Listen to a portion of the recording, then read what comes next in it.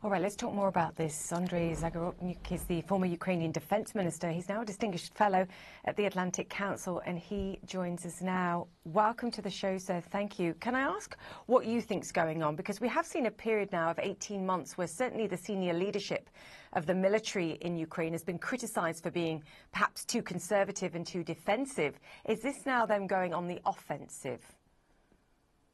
It's a certainly major development. The government and military leadership are keeping the strategic aims currently in a sort of ambiguity, and basically they're not commenting anything about the operation. But certainly we see already some effect, and we clearly can make some deductions that first of all there's going to be a major diversion of the attention and perhaps the troops from other parts of the front. Russia has over-concentrated its forces in the areas of their choosing originally, which was areas around Kharkiv and areas around Donetsk. And they were applying pretty much all their resources.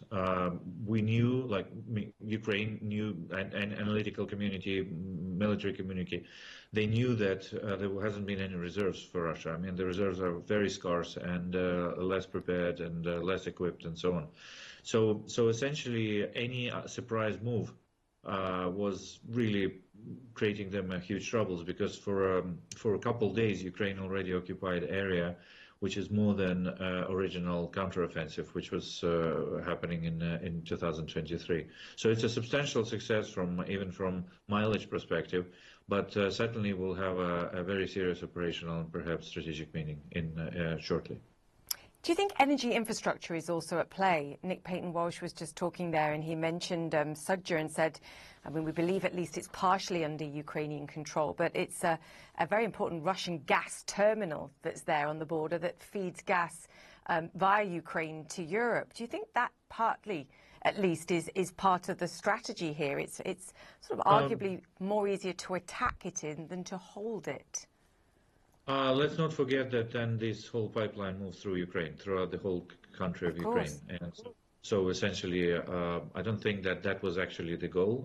Certainly, the gas station is under complete control of Ukraine because it's located in a town which is at least announced by Ukrainian troops as being under complete control. And as we could see from even open source intelligence maps, the troops moved way beyond that point.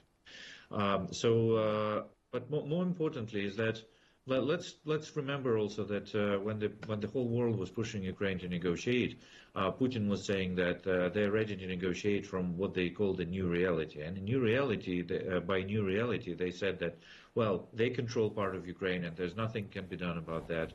And the world needs to understand that if Russia captures some area, there's nothing which can move it out of that area, regardless of international law, regardless of whether it's right or wrong, whatever.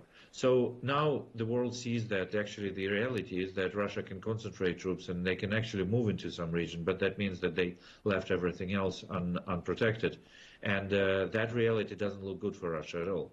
So perhaps that would be, if any negotiations are coming, and I'm not saying any expectations about these negotiations, but certainly the situation will look completely different.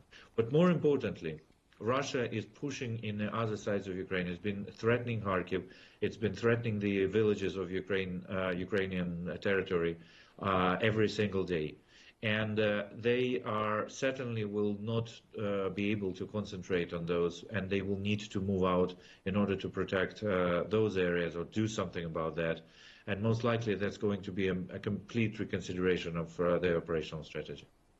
Interesting. So that I'm understanding correctly, what you're saying is that if we continue to see greater talk about talks taking place, then it's better to go into those negotiations with more land and have that to negotiate if you're the Ukrainians versus the Russians in order to do so.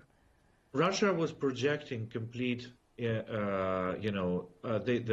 could do whatever they wanted, and they were saying that, yeah, if we sit down at negotiation table, we will be dictating terms because we can do anything. If we want to take an area, we will take area. If we need to kill like 100,000 of our own citizens and soldiers, I mean, we can do that, but we will still take that area. Now, so basically their main advantage was that they had lots of people, lots of soldiers, and they could spare no cost.